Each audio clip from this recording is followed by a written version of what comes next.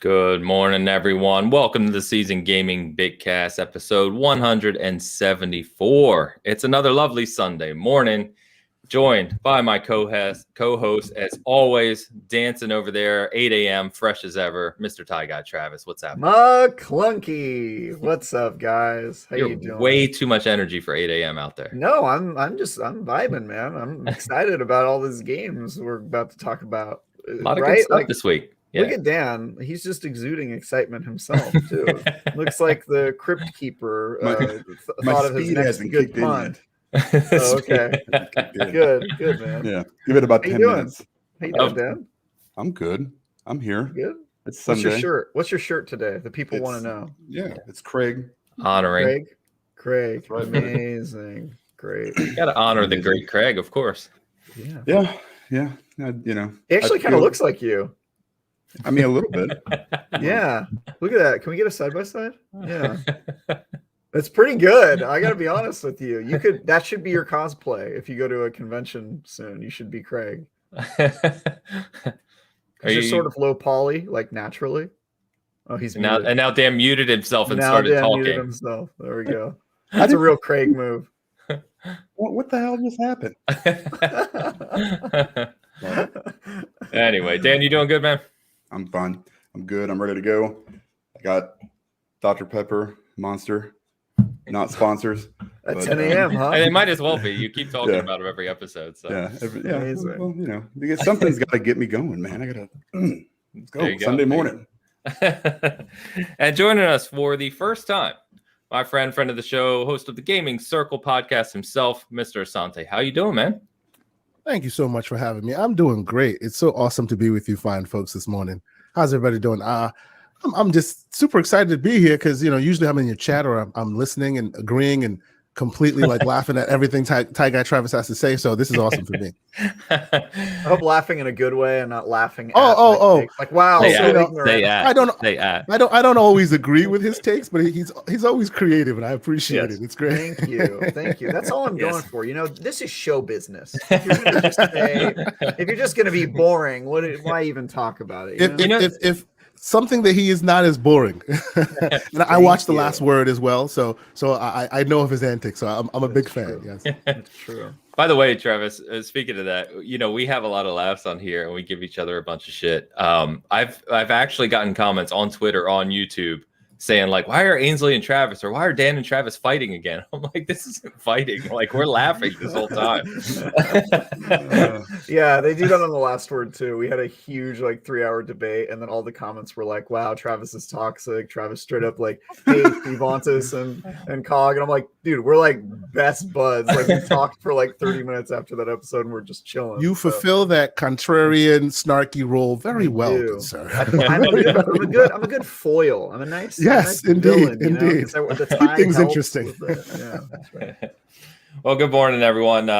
Chat, good morning, guys. Jordan Hassan, good to see you, Matt, Fat Boy.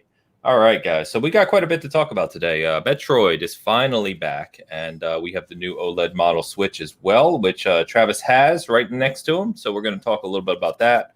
We can finally talk openly about Battlefield and all the things to do with Battlefield. We've got Grand Theft Auto Trilogy confirmed finally. Got some news around Yakuza, some news around Destiny, and a big PlayStation remake as well, potentially on the way. But before we get to all that, let's talk about what we've been playing, because we're getting into the heart of it, guys, man. We've been talking about October and kind of the fall season. We're there. The games are starting to flow faster than most people can keep up with them. And what have we been playing? Santa, you been playing anything good, man? Oh, so mine tends to be a bit of an exhaustive list because I have a bit of a problem. I play a lot of games at the same time. Yeah. And because I've categorized them in the dating game and the marry game. The marry game you play for a long time. The dating game you kind of dribs and drabs. You understand what I'm saying? I thought you were talking about actual dating games. Yeah, no. That's a different genre. That's a different.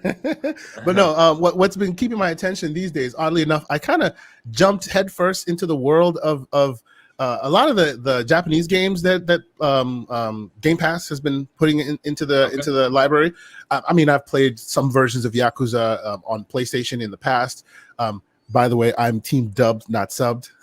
Just so you know, that's from last week's conversation. I'm sorry, I had to do it. I'm team dubbed because I actually like to see what's going on the screen. Finally, a salt of the earth person who doesn't feel like they need the subtitles to make themselves feel better. Well, if it makes you feel better, Travis, I've been playing the entirety of Far Cry 6 in Spanish.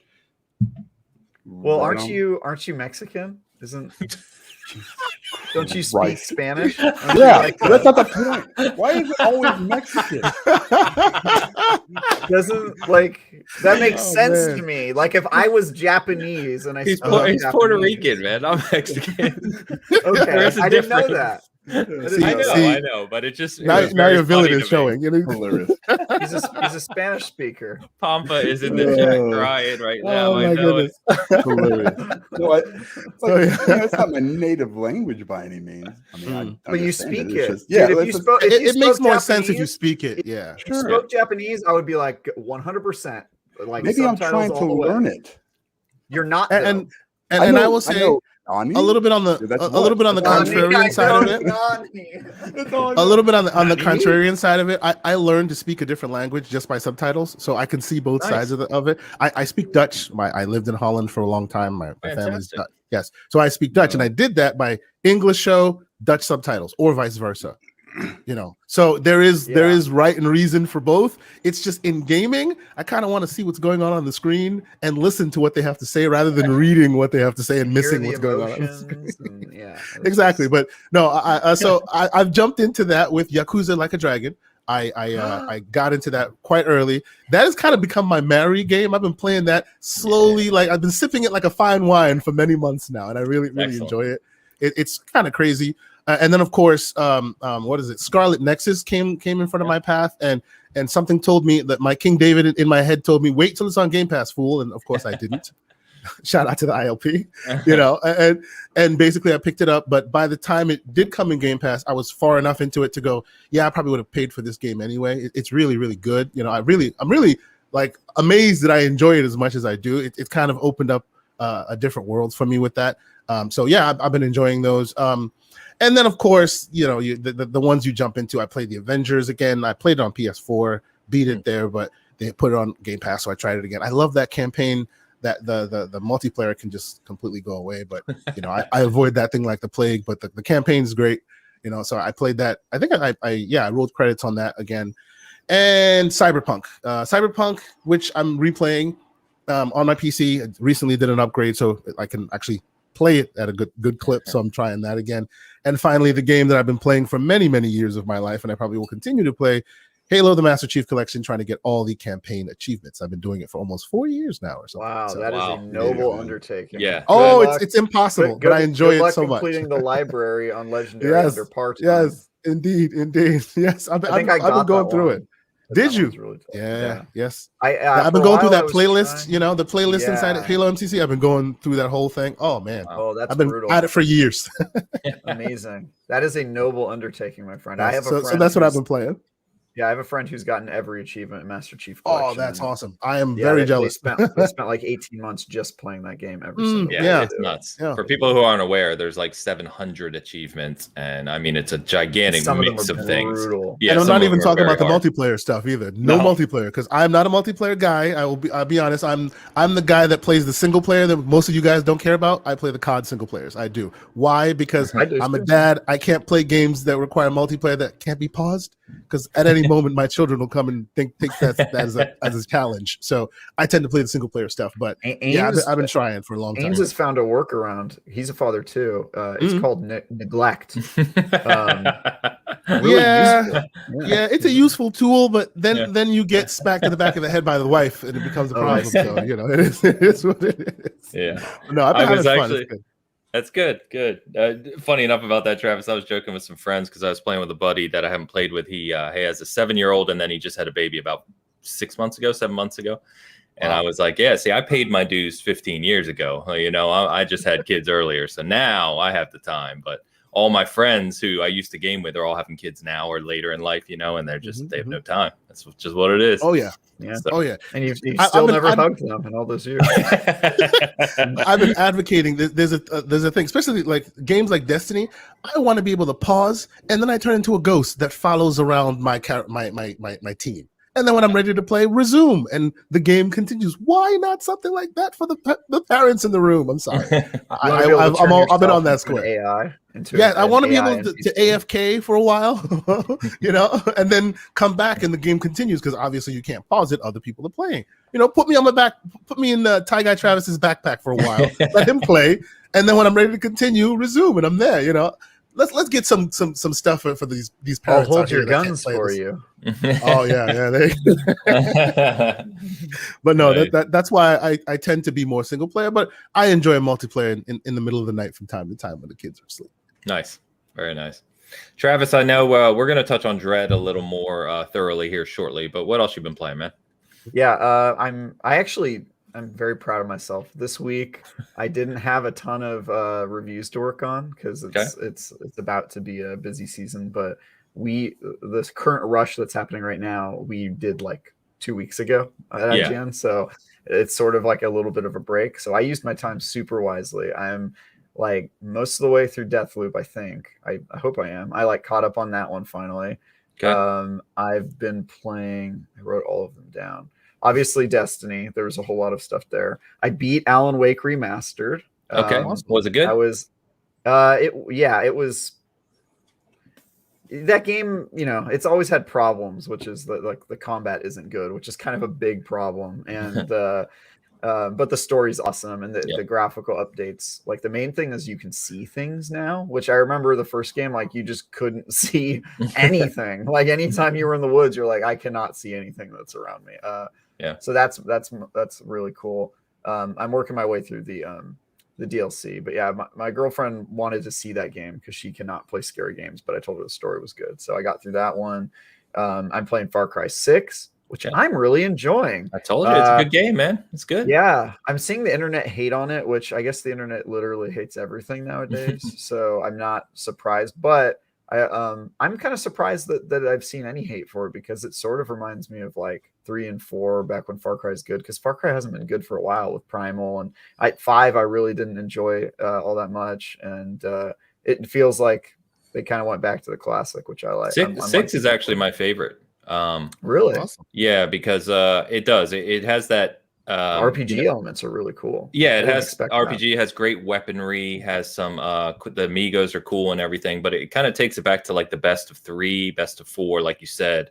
But the story's really good. So like once you get further in and you start recruiting all the different groups to kind of build the rebellion, there's actually a lot of pretty cool storylines there. So nice. I really liked it. Yeah, I gave it an 8 in my review. Excited.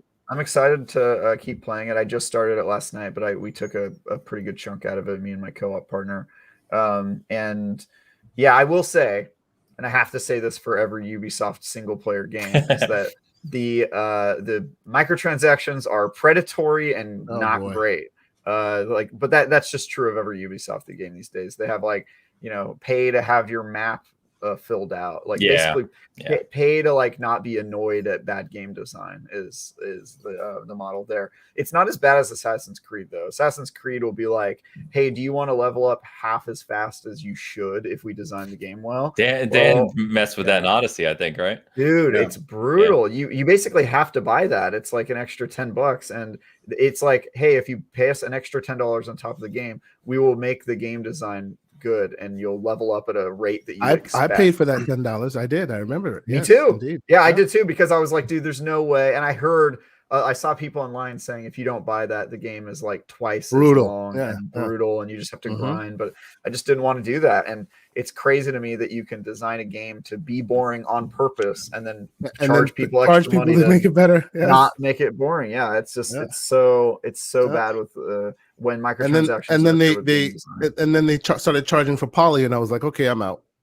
You know, whereas polymorph, like you used to be able to change the new one, they started charging for it. I'm just like, okay, bye. And I just never finished Valhalla because of that, you know. Yeah, I probably got like 30 minutes into Valhalla before I was like, I think Vikings are boring. And then that was like, I think I would think I was like 2 days of playtime in before I was like, nah, I'm done. Like it was just it was very grindy. It became a bit. Eventually, I'll go back to it, but it was just it became too much. I have to beat it because of the sunk cost fallacy. Like I've beaten every other Assassin's Creed game. I can't just stop randomly. That is impressive. With Valhalla. I know, dude. I even beat the 2D ones that aren't good. Like I have to beat Valhalla at some point, but all my friends are like, stay away. It's like 40 hours of just nothing happening. Yeah. Like, See, I had done Origins and Odyssey back to back, and I like completely finished both of them, and those are like life-ending games. They take so much time. Those and then this one was games, as you call yes, them. exactly. And then this one was just much of the same, but it seemed like they were kind of nickel and diming you a bit too much, and for some reason, too many games is happening right now, so it just kind of fell in the back of the backlog for me. Yeah. Anyway, that I've been playing Far Cry 6. Metroid Dread is the other game that we'll talk about in a bit. But it's been a huge gaming week for me, and I'm finally catching up on all these games I'm behind. I am going to beat every game that gets nominated for Game Awards. I'm gonna do it. I'm gonna do it, you guys. Awesome. Watch me. Psychonauts 2 is next. When do those nominations come out? Any idea? It's in like mid-November. Okay. All right. Yeah. Got a little time. Mm-hmm. Nice. Dan, what you been up to, man? You said you weren't playing Metroid. I know you started Far Cry, but you're kind of anti-Ubisofty a little bit. So yeah, how's that going? No, I mean, I'm not like I love all their games. Played them all. Isn't he a big Assassin's Creed fan? Huge. I mean, I love Far Cry too. I just get tired of the sameness. I guess I just want to see more meaningful change. Like, I mean, I don't like it's a Far Cry game. You know what to expect. You know what? Maybe okay, it's a Halo game. You know what to avert expect. Some expectations. Maybe give it some meaningful change. And I'm not far enough in to make that call, I guess, really, with Far Cry 6. I'm only about maybe 3 or 4 hours in. It's a big game. You're probably still on the opening island. No, I just got off of it. I just got chorizo. So okay, which side note, I had his mission pulled up, and he kind of makes him big and he starts barking and stuff. It's just him on this blue screen, and my dog just stopped. And he's just like, he got brought up to the screen. I was like, oh my gosh, I gotta get this off of here. He's gonna jump on the TV. But dogs are stupid. They are stupid. Oh, genuinely. Stop it. Hot take. They are objectively stupid. Yeah. I mean, I'm not even gonna argue that one. I mean, a fairly smart dog, and he's still an idiot. But I mean, it's fun so far. It's pretty much a lot of the same stuff.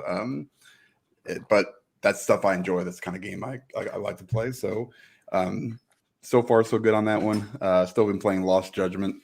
Still going through it. Is that big? There's so much. Is there? There's so much stuff, and it's. I want to play that one. Yeah, there's like I'm trying to do everything as much as I possibly can. All the side missions, they have this whole another game within a game called School Stories where you're like investigating stuff in the school that it's a little bit creepy. That is the most Yakuza thing I've ever heard. I'm excited to see what that is. It's different for sure. Did you play Judgment, Dan? Yeah, I finished Judgment. You reviewed it for us. SG, yeah. Damn. So I need to play Judgment first, I guess. I own both of them, and I've just never opened either. You gave Judgment an 8, right? If I remember correctly. It was about right. Yeah, somewhere around there. It's a good game. Would you give Lost Judgment a higher score based on what you played so far? Right now? Yeah, 100%. It's. I think they did they've expanded a lot of stuff. Your basic gameplay. Your fighting is still basically the same. It's they've added another style. Generally, that's the same, but they've added like the school stories. They've added, they've taken some of the stuff that they did in Judgment and expanded on it. So that's what I wanted to see. There's actually moves forward. Story is fantastic, but it always, most of these Yakuza games they suffer from, just you're on this path and it's very, very serious and it's very kind of deep, and then next thing you know, you're wearing underwear on your head and running around like a weirdo. It's that kind of thing. Also in the game too. Yes, yeah, exactly. That's just Tuesday night for Dan. Yeah. So, but it's really, really good.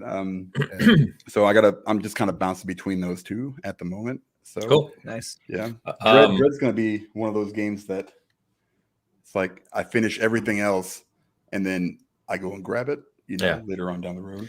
Yeah, I got lucky doing the Far Cry review because that was the other game I was really looking forward to at the beginning of October. So getting that out of the way now, like I've got a few weeks with Dread, I think, pretty much solely, which is nice. So I'm looking forward to digging into that. On Far Cry, I wanted to mention the what do you call it? You get the unique weapons at various points in the map, not the ones you buy with uranium. No, not the Supremos and not the Resolvers, which are the other kind of wild weapons, the CD launcher and the pyrotechnics and all that. But you get the unique weapons from various camps and, bases and all that.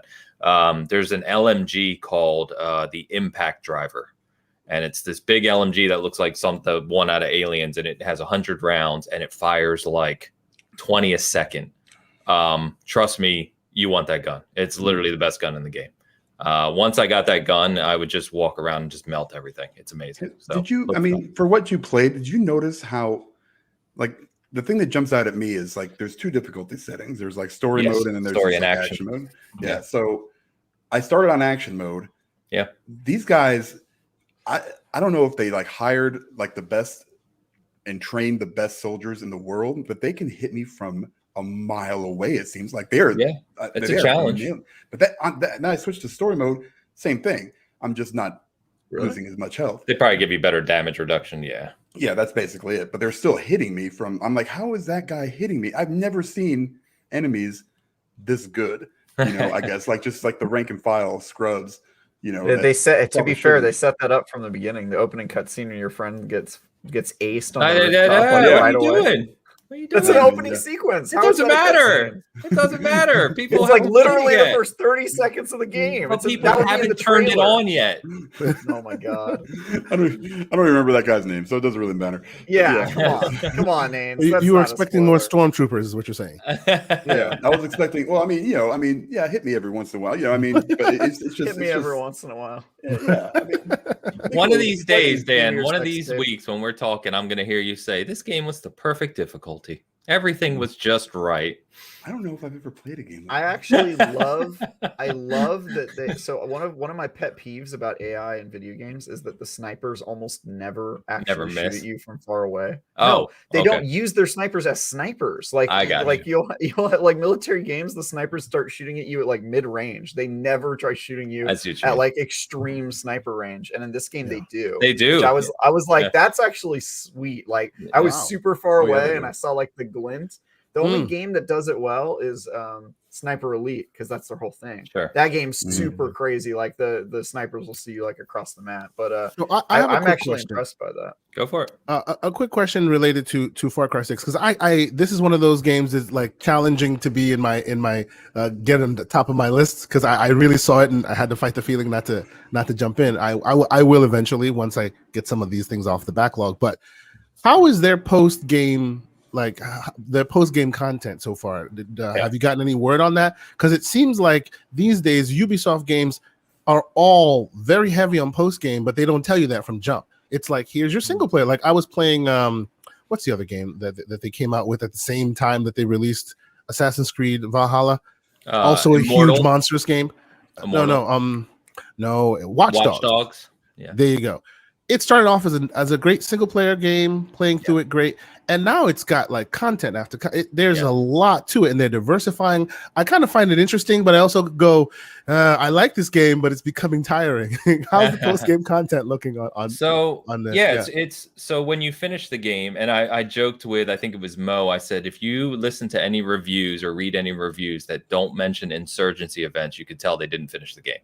Because these insurgency events aren't mentioned even once throughout the whole game. But after you finish it, it opens up. And basically what it does is the kind of idea is that like, you're building this rebellion, right? And then after the game, these kind of, people try to, take over regions of Yar continually. Like war continues, right? So then they give you these insurgency events where a region of the map will have new events that you go do and new assassination targets for you to do. So there's more single player content. Okay. And then they released the roadmap, which is very extensive. I actually have the picture right here. I suspected as much. I can see it in the reflection of your. I'd save it. I could probably pull it up real quick. But anyway, they've got every week they're doing insurgencies and new gear. Then through December, it says they're doing special operations. So there's going to be a special operation every month. or every week, excuse me, which is co-op as well. Okay. And then in the DLC, or excuse me, they're doing free crossover missions too, where it's going to have a Rambo thing, a Netflix thing with Stranger Things. They're doing what's his name, Danny Rojas, not Danny, Danny Trejo. I mean, is going to do a cameo in the game as well, and these are all free Makes kind of sense. crossover things. Yeah, I can see that. That looks like it's appropriate. Yeah. Okay. yeah. So they're doing all that through March, and then I think after that they're doing the expansions that come with the Ultimate Edition are actually bringing back the leader Voss, Pagan. Oh yeah, and, yeah. and the father from 3, 4, and 5. Yeah. Okay. So it's a pretty cool roadmap, and they're putting a lot of content in the game, which is pretty neat. Yeah. I hope Trejo's playing his Machete character. In the trailer form, he's holding it. So okay, awesome. That would be the best content to ever be brought to a video game. Yeah, they're also doing that season pass where you play as all the villains from the old. I just said that. I literally just said that. I know. I'm just saying. That's like it's kind of a big deal. What do you guys think of that kind of DLC roadmap where it's not really necessarily related to the main game? Like, which do you prefer? Like, like if I had a single player campaign, and this one basically extends it, like what Odyssey did with theirs. They had Atlantis and very all similar other stuff. Yeah, but this one, and this is kind of what Far Cry did last time, I think, where it just kind of goes off the wall. It was a whole separate game. Blood Dragon. Yeah, it's like completely different. Yeah. I think one of them went to Mars. I can't remember which one that was. I think that was crazy. 5. That was 5. Yeah, that was 5. Yeah, where they just kind of nothing related to the main story. Would you rather see that content related to the main story where it expands on the main story, or would you rather have these small games or a mixture of both? I guess. I really go ahead. You're the guest. What do you mean? Stop. I mean, what I would say about it is it depends on the story, right? It seems, and just so we're clear, my experiences with Far Cry, I played like the OG Far Cries a lot, like Far Cry original Xbox Far Cry games, and I've dribs and drabs on 3, and I played a bit of 4. I have 5, but I never really got into it. So this might be me returning to it. To me, it's always been more. Far Cry has been more gameplay moment to moment focus rather than the higher storyline, with the exception of their really awesome antagonists, right?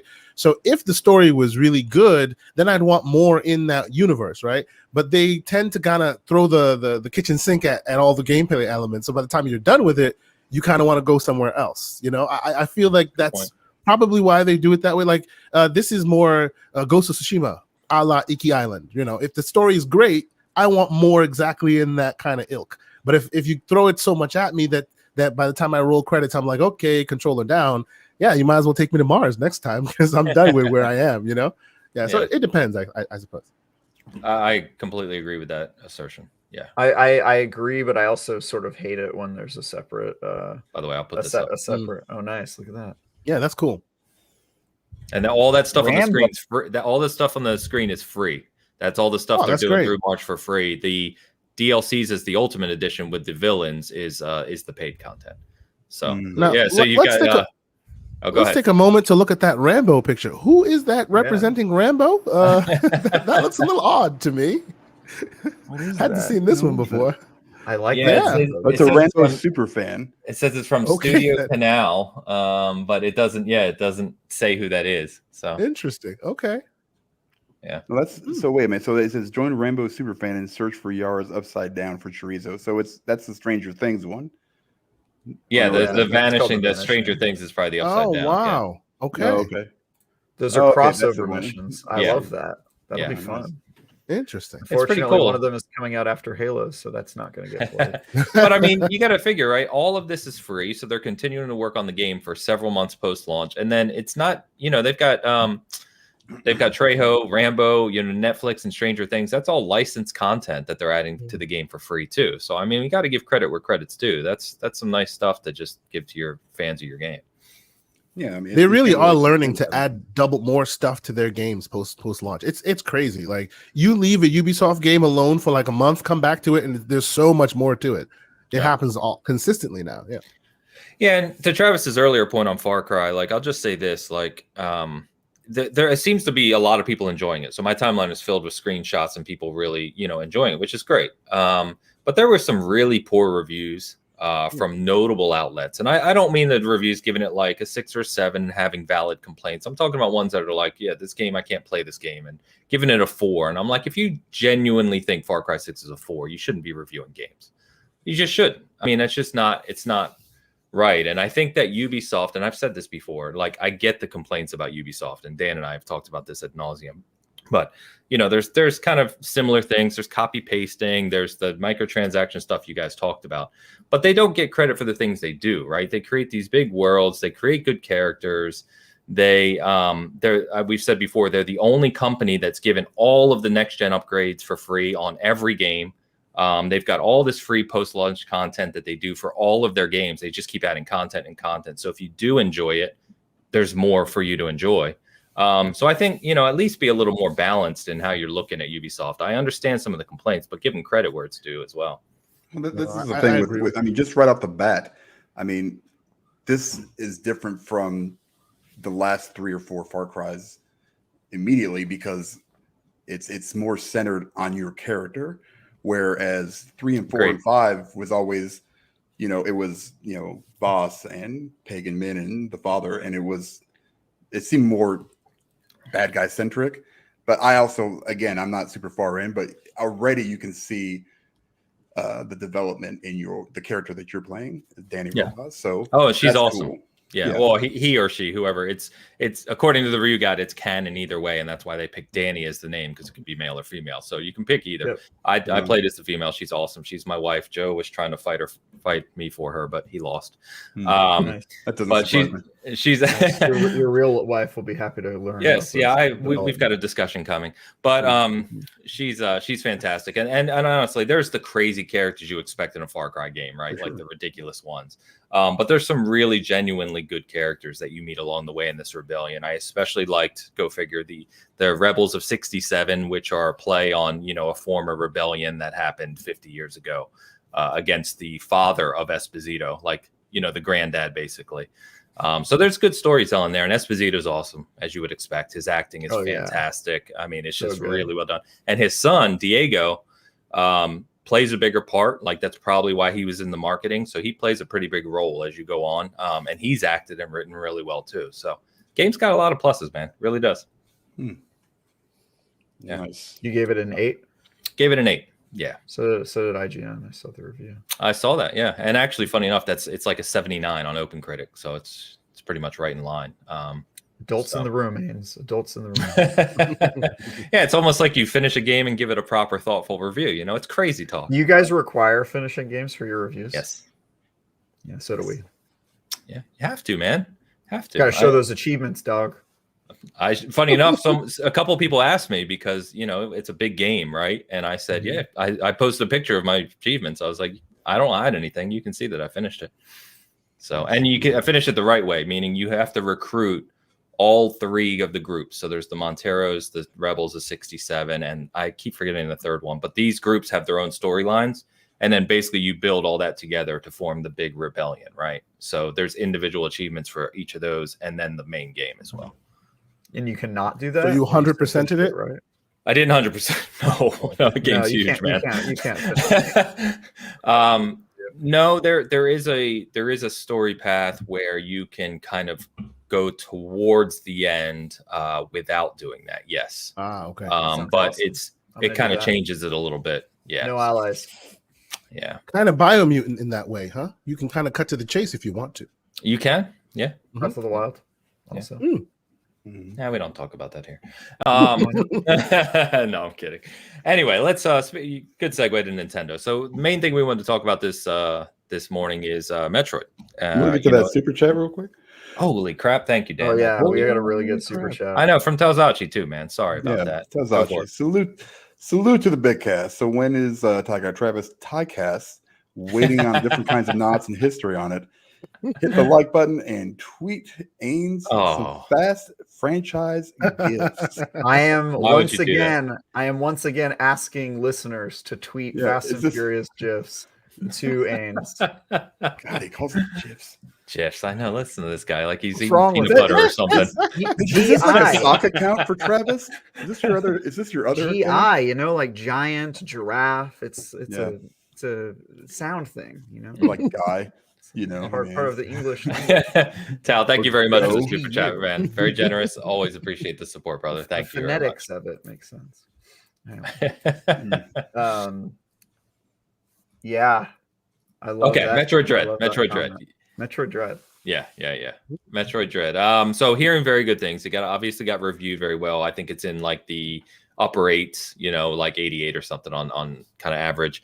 I've talked to a couple people who were playing it last night. Elu, who's reviewing it for us, is a ridiculous Metroid fan. He adores all the 2D games. I mean, they're some of his favorite games. I think Super Metroid's his favorite game of all time. And so he's reviewing it for us because he's very knowledgeable on that. He hasn't reviewed yet, doesn't know what the score is. He said it's very good, but he does have some complaints with it.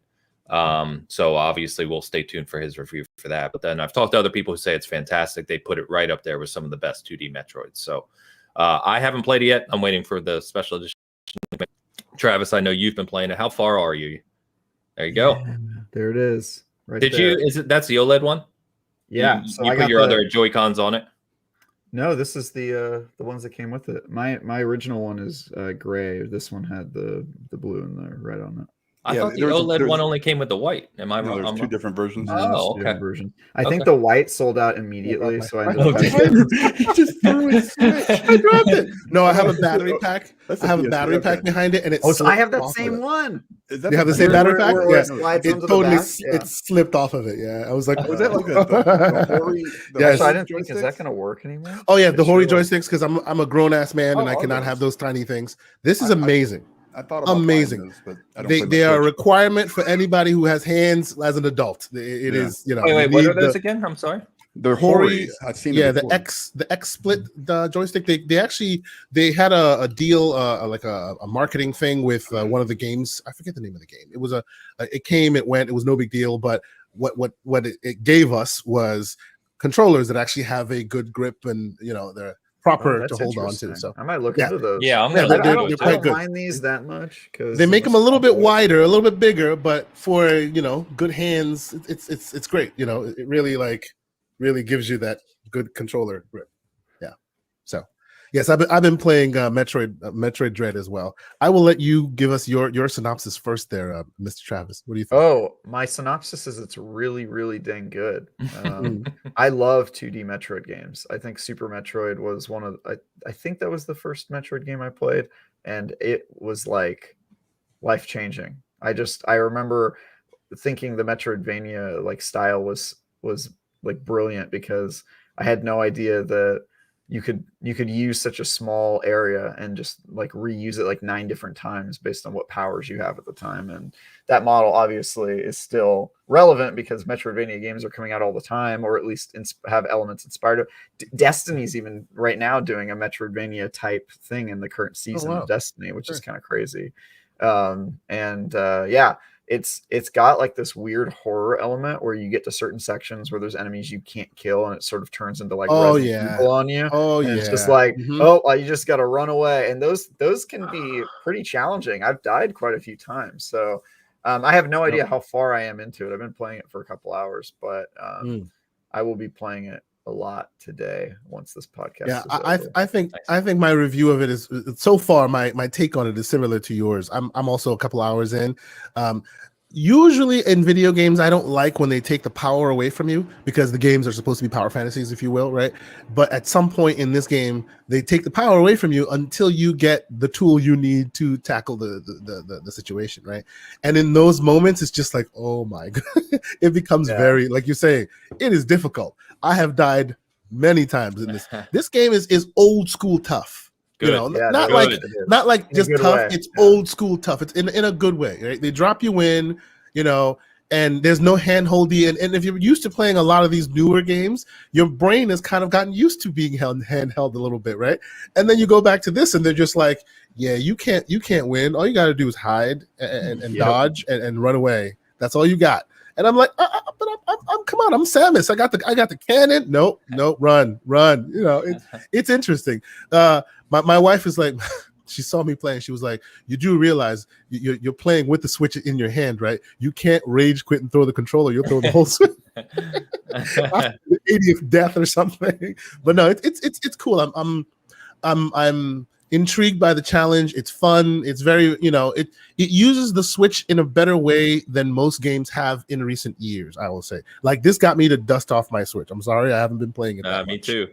This definitely got me to dust off the Switch, and I'm eager to see it through to the end. So I think it's awesome. Yeah, really, really good. And yeah, video games aren't about power fantasy for me. I play Dark Souls games, so they're yes. about pain. It's about suffering about the pain. And challenge. The dread. You get some of that here for sure. You get some of that here, definitely. Yeah, the guys I was talking to last night said the same thing, that it is challenging. And I know Elu likes a difficult game as well. The guy that was reviewing it for us. So if he's saying he's died a bunch, then yeah.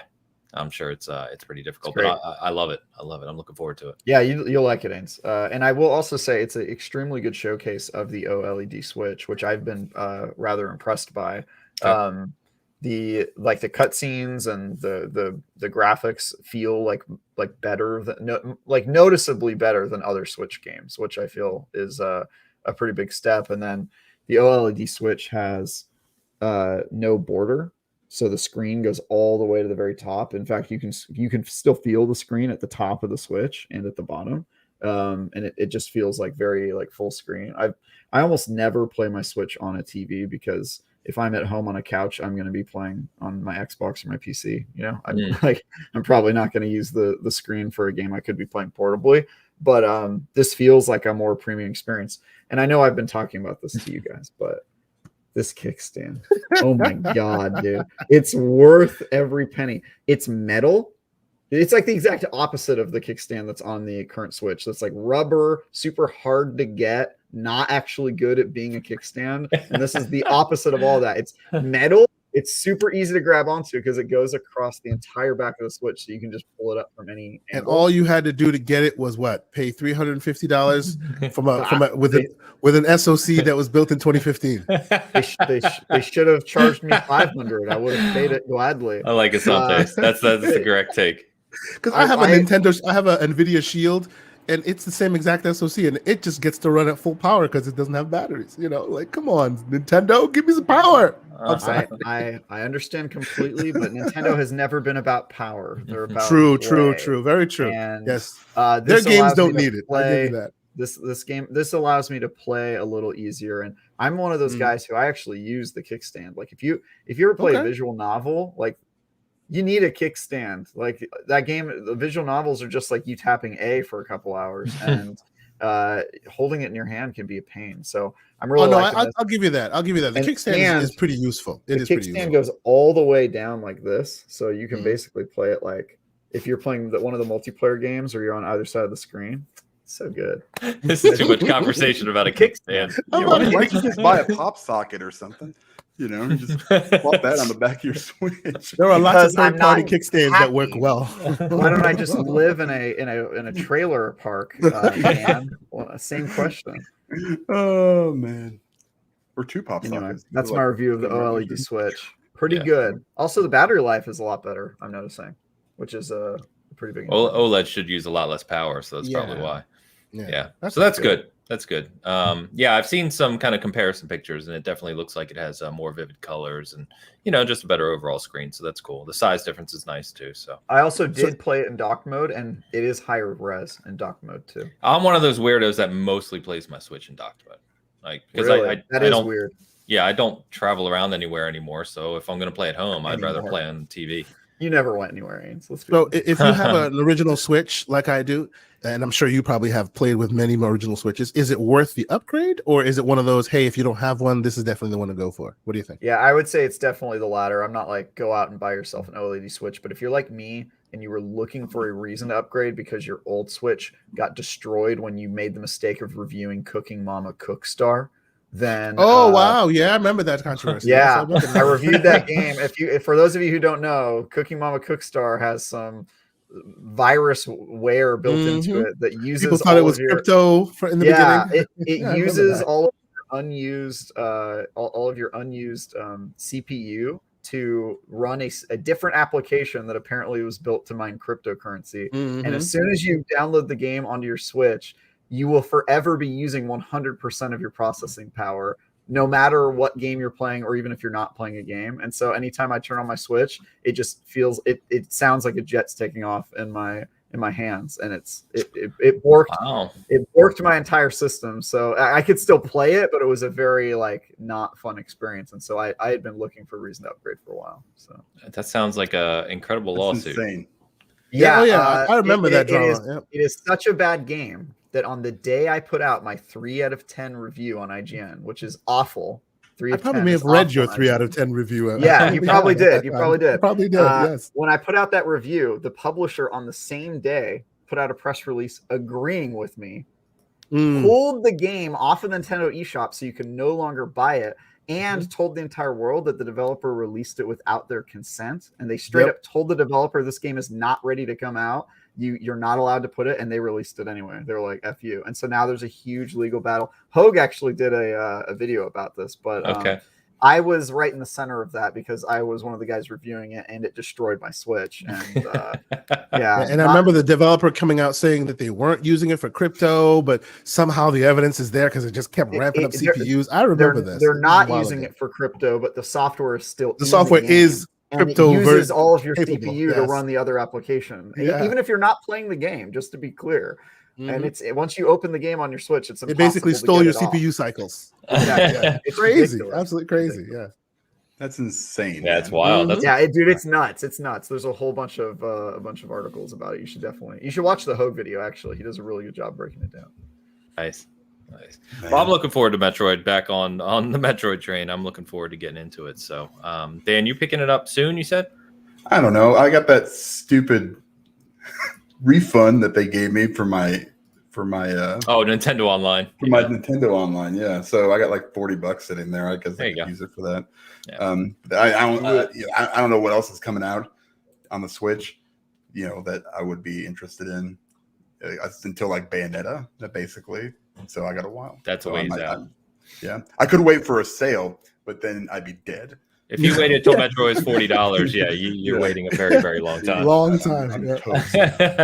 So. Well, cool. I'm glad that so many people are enjoying it. It's great to have Metroid back. I actually went and looked to see that's the original Metroid Prime for GameCube there behind me. I was checking to see if I actually still had my copy, and sure enough. Nice. OLED. I don't think I'm going to upgrade to the OLED. I'm waiting to see. I just don't play it enough. I don't play my Switch enough to do that. So I gave my OLED budget to the Steam Deck. So I'm sorry. I was gonna upgrade, but then it's a bit more capable, so I kind of gave that budget to that. Yeah. Well, let's not. We don't know that it's capable yet. I mean, from a technical perspective, it is. It's not out yet. I'm a tech guy. I know that hardware. It is far more capable than the Switch. Will any of the games run on it? That's the question. That doesn't matter to me. I'll be able to play Dreamcast games off of it. It's fine. I'll be able to emulate Dreamcast games. That'll be fine. Oof, now we're talking. Anyway, let's jump over to Battlefield. I've got, I can kind of talk about this kind of extensively. I've played it quite a bit now, but I don't know. Any of you jump into the Battlefield open beta? Have you played around with it? Travis, no. Dan, did you? You scared me off. No, I downloaded it, but Halo kind of ruined all betas for me for a while, so I just could not bring myself to play it. It's on my hard drive somewhere. Well, all right. Well, then let me. I'll try and keep this quicker then, since none of you have played it. So, open beta's out. I can say, they don't let you take screenshots or record video. Go figure. It's kind of blocked on the console. That's weird because I've seen a lot of video and screenshots on. You can capture it yourself, but if you're trying to take, like on PC, but if you're trying to take clips from your PlayStation or Xbox, it's blocked. Now, the funny thing is, the game's loaded with bugs and glitches. There's a foundation there that's really good. That feels like old school Battlefield, and I think in time, 6 months post launch, as usual with Battlefield, sadly, I think this will be a really fun game and solid. And there's some fun moments in it now that you can have, but there's just so much wrong with it. And the sad thing is, I told you guys a while ago that, in the words I was not allowed to say, is that, Battlefield is looking very rough. This build that's out for the open beta, or was out, is night and day better than the build I played previously, and it's still just a mess. It's still a mess. I mean, you'll just be walking here, and there's like character models just sitting in the sky. You look at a helicopter flying around in the distance, and it looks like it's moving at 2 frames a second. You know, it's like boom, like teleporting around. When things blow up, particles go everywhere, and like some of the stuff will slow down to like 5 frames. I literally was playing it Series X. Is this cross generational? Yeah. Not cross generation, cross play. So PS5, Series XS, and PC are together. I actually was playing with some PC guys the other day too in my squad.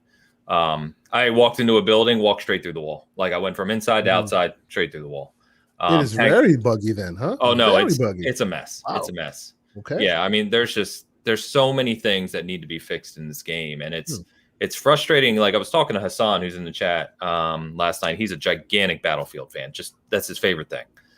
And you know, he's played it a ton, having a lot of laughs with it, but is very mad at the same time because of the state it's in. You know, and it's like they need. We all agreed they need to delay it properly. A 3-week delay from October to November is not going to fix this game. It's just not. It needs a Halo-like delay. Give them 6 months. Give them 4 months at a minimum, and bring this game out in March or April or something. But it's going to launch in 5 weeks from now, and I'm telling you, it's going to have issues, and it's going to turn some people off of the game, which is sad because we were hoping this was going to be the return to form for Battlefield. And it's at this moment, it's not. And sadly, I know this is anecdotal, but we were talking about this on the Discord too, and with many other people I talked to. Almost everyone I know who has played this has canceled their pre-order. Wow. Including me. I canceled mine as well. I'm just not buying it at launch. So it's just, I think there's a lot of love for Battlefield out there. And I see, Beast, what's up, Beast? He said, do you think it should be delayed? I see a lot of people on YouTube enjoying it. And I think there's enjoyment to be had in the game. There are some of those Battlefield moments, like I said, and the shooting's okay. Some of the hit detection's okay. I mean, there's some things that are good here, and there's definitely some craziness with vehicles, and the map is ridiculously large. But there's just too many bugs, man. You can't enjoy yourself from one moment to the next when you're always running into things. There's even like core graphical issues. Like all of a sudden this building over here is just flickering. Like it's not even half on the screen. You know what I mean? Like, is this a cycle that's going on of weirdness as of late? Because then weren't there similar reports to the COD Vanguard beta, specifically on Xbox, having real serious glitches and stuff like that? Like, are these ramifications of the T virus still making its feelings seen here? Or you think so? Vanguard was having some graphical issues from what I heard too, and model issues and some other things. And again, it's another rush game. Vanguard's another rush game. And DICE feels like they're trying everything they can. They've got 6 studios working on this game, throwing it, probably crunching like mad to try and get this game out. They just announced a 3-week delay. The last game that did that was Cyberpunk. We know how that ended up. And to me, this looks like impending disaster. And no matter what, say it again. I'm sorry. On both fronts, both with Vanguard and with Battlefield. That's kind of crazy. Yeah, we joke all the time, like Cold War launched last year, and Cold War was a mess because, again, it was a broken development cycle. Faz, who's in the chat, who reviewed it for us, couldn't even finish the campaign. It was that broken. But Call of Duty is just Call of Duty. It sells on name alone. Battlefield doesn't, as big as Battlefield is, and it's a huge name, and it will sell, I'm sure, plenty of copies. I'm telling you, it's gonna hurt its reputation more if they don't delay this game. That's my opinion. Man, Halo's looking so good now. It's amazing. Going from Halo to Battlefield at this point. It was like falling off a cliff and landing on your face. Like, I mean, it's like it's 6-year development cycle will do that. It is so night and day. But to be fair to Battlefield, and I said this last night to some friends, Halo had its delay. Halo was supposed to launch last fall. They gave him an extra year, and it shows, right? Halo Infinite feels utterly fantastic, as we've preached about too many times. We also don't know what it felt like a year ago, though. True. My point exactly. Didn't get to play it a year ago. My point exactly. It could have been just like this. It probably was, right? Otherwise, they wouldn't have delayed it a year. But I just, I don't know if it's EA. I don't know. Who knows what the decision is? But God, man, I hope they change their mind and just give them to like March. Give them 4 months. This seems like it's going to be a big hit on Game Pass when it eventually gets there, because don't they still have that deal, right? Like eventually it'll join the vault. By then, hopefully it'll be fixed. I think they have a marketing deal, but there's no Game Pass. But I think it'll. It's on EA Access. On EA eventually. Play. EA Access, EA Play. So eventually it'll. it'll Preview? It's a No, eventually it joins the whole thing joins the vault eventually. Well, after how like long? 6 months. Exactly. No. So, I don't know. I could keep going on about it. There's a million things I could mention. That's unfortunate. Yeah. Yeah, it's disappointing, and I really feel bad. Like I know Matt in the chat here is a huge Battlefield fan. Faz is a huge Battlefield fan, and I am too. It's my second favorite shooter to Halo. Well, third, so it's the Halo and Gears. But regardless, I really wanted this game to be amazing, and the core's there. Like you can see it in the future, but it's not ready. It's just not ready. So I mean, what would possibly? I mean, I know it's probably money, but I mean, what other reason would they have to just not delay it? I mean, why not just delay it until? I mean, does it have to hit this quarterly, whatever for EA that they have to get their money for this game because this is how it's planned out for the investors, or is it one of those probably things, a fiscal year decision? Yeah, fiscal quarter decision. That's my guess. I don't know, obviously, but I bet you it's more that they think they can fix the problems before it launches. I mean, that's because they did fix a lot since the last patch. You know that the build you're playing isn't the current one. They have 5 weeks to work on it. I think they think that they think all the content is done. So if it's just a matter of patching bugs and optimizing, you can do that in a couple months. And they've had a couple months to do that. They probably just think they can do it in time. Yeah. They can't. But you don't know that. I know that. I'll bet on it right now. You can bet on it, but you don't know it. You don't know. No, but I will take that bet to anyone that this game will launch it. And I think probably players are because there's now a huge group of people who are able to basically bug find and beta test it for them. They're probably discovering more bugs now than they thought that were in the game. But I still think like they probably think they can fix it in time. But the problem is too, and I said I could keep talking about this, but it's not even just bugs. Like the bugs are one thing. There's a lot of really bad design decisions in this. The UI is atrocious. That's just Battlefield. Yeah, Battlefield always has terrible UI. Yeah. I don't know what they're doing over there. This game probably takes the cake. The UI is atrocious. For instance, you have to push up on your D-pad to pull out a grenade before you can throw it. I'm like, what shooter are we? Where are we living where you have to use your D-pad to pull a grenade out before you can throw it? This attachment menu sucks. The ping system doesn't even work properly. You like try to ping things, and 1 out of maybe every 8 tries will actually really ping an enemy. I'm telling you, man, the game's a mess. It's a mess. Yeah. Who knows? I will say, when it comes to UI, it's really hard to beat Destiny, and you know how I know that? Because every game's copying it. All of them. But you talk about Destiny way too much. You know what? You know what, Ains? Far Cry 6 is basically a clone of the Destiny UI. Oh gosh, here we go. It is. And you know what? He's right. But I also really disliked the Destiny UI when I first saw it way back in the day, and now it's become the gold standard. Yeah, go figure. It's a good. It's a good UI. They've tuned it for 8 years. Yeah, they have tuned it for sure. It's not like a game just launched. It's a good UI. Yeah. Let me get these super chats real quick, Dan. Yep. Game. Oh, we're going Mo. Okay. There was one right before that, but Mo. Was there? Yeah, $4.99 super chat. Happy Sunday, boys. Cheers to you and everyone viewing. Thank you, brother. Mo, thank you, brother. Got Eric in the house. Yep. Game positive. Eric, $6.99 Canadian. Don't know what the trans. Like 44 cents. Thanks, brother. Nice. I'm kidding. Shout out to the pro gamers with the neon Joy-Con OLED. The look is iconic. White FSG for the win. Thank you. Appreciate it, man. Appreciate it, Eric. And Tao again. Tao, what are you doing, man? We got he's doing God's work Travis over here. Yeah, we got his other sock account here. $5 super chat. Oh yes, I forgot Dan. Stream Boyfriend Dungeon. It has a free update with new weapons and partners. We're still waiting, Dan. That is fair. I love it. I really do need to get it all beautiful. That's beautiful.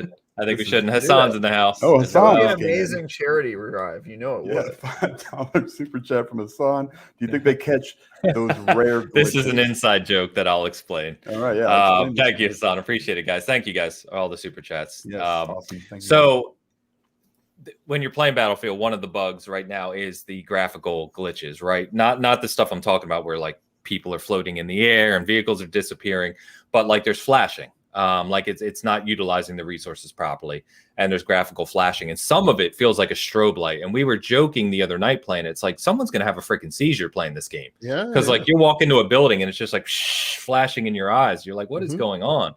And sure enough, the official Battlefield account came out yesterday and said, "Alert!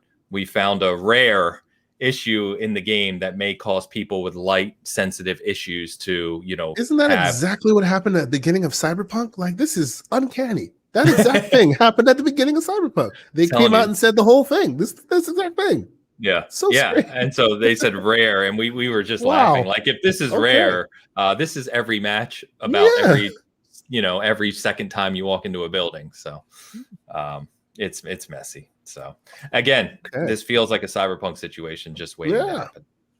Yeah, I hope it doesn't turn out that way because people are so excited for this game. Man, I was too. I had the $100 edition pre-ordered. I was ready to go. Then I played the alpha, and I was like, well, that was a mistake.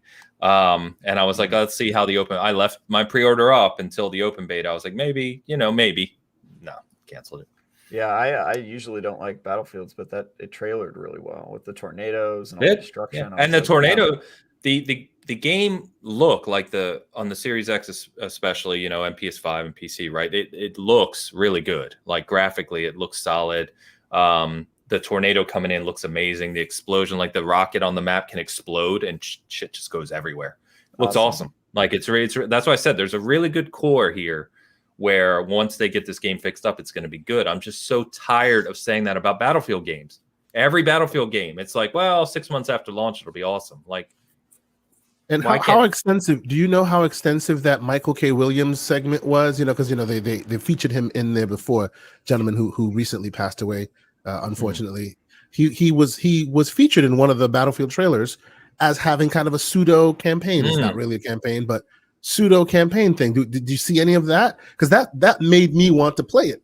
I was a big fan of his. He passed away recently. I was like, wow, I will definitely play this to see what his contributions were. But it's kind of slipped since you know what I'm talking about, right? He was featured prominently in one of the trailers.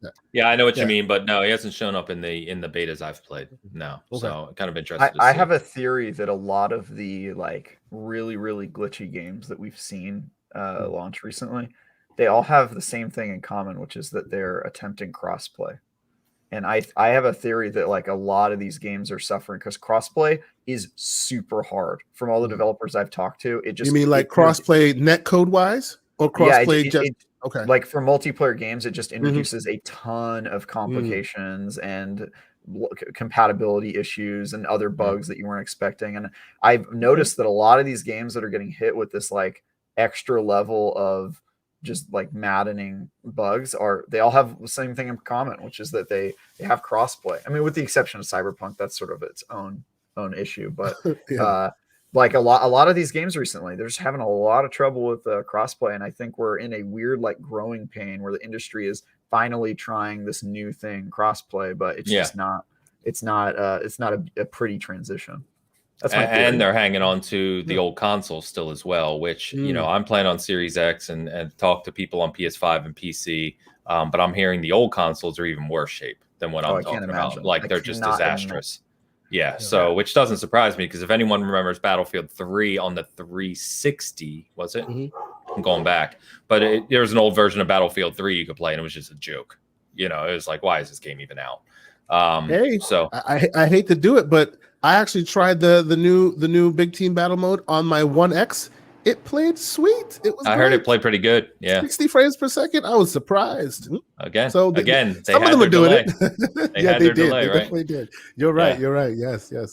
So I see Matt in the chat saying some things, and Matt, I know you're probably cringing at all my not anti-Battlefield, but my negative Battlefield talk. So you can remap your button with the grenade. That's good to know. And I know Matt's a huge Battlefield fan as well. And like Hassan said, the tornado is the most amazing moment in the game. It is really cool. Yeah. So again, there's something there. They just need time. They need time. So, all right, that's enough on Battlefield, I think, for now.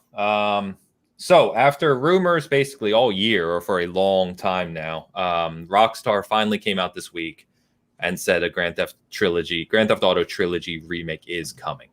So this is going to be obviously Grand Theft Auto 3, Vice City, and San Andreas. It's coming to PS4 and 5, Xbox One, Series XS, Switch, and PC. So it's kind of all modern consoles. From what their page says about it, engine upgrades, obviously a lot of graphical upgrades, a more modernized control scheme. They didn't go into super details, but what you would expect out of a 2021 remake. Hot coffee, yeah, GP. Didn't want to interrupt, but this is a very good point by Beast. Halo has a testing ground called MCC. Very good point. Very good point. Yep. But anyway, so this is cool, right? The only thing that's kind of weird about this, and I want to see what you guys think about this because they're getting some flack for it, is they announced this remake. It's going to cost $60 or $70 for the remake for the bundle, right? The trilogy. But they also announced at the same day they're going to remove all of the old versions from storefronts. So literally, if you want to play Grand Theft Auto 3, Vice City, San Andreas, you're going to have to buy this new bundle now. So they're not removing it for people who've already bought it. They're just not selling. No, you can still play it, of course, but you can't buy the old one. I don't think it's a bad so, deal. But have they? I mean, yeah, it's probably not unprecedented by any means. They probably have done it before. Is it just like a 4K upgrade? They're not going through and like they did engine upgrades. They said that's where I was. That's where I was questioning as well because you're saying remake. What I'm reading is remaster.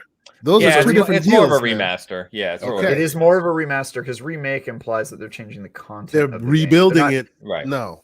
Yeah, they're not changing the content of the game. This is not Demon Souls a la remake. Right? No, they're just trying to make it a better play experience in the modern day, which is great because I love one of the games that they're remastering. Better be Vice City. It is not. Well, you're wrong. You're wrong. It probably was Vice City until you San said Andreas. it. It's San Andreas. I was born in the East Bay. That's your era. I know. I connect with that story. That's fair. That's fair. So, not to interrupt you, Travis, but it says this is from Rockstar's page. Definitive Edition will feature across-the-board upgrades, including graphical improvements, modern gameplay enhancements for all three titles, while still maintaining the look and feel of the originals.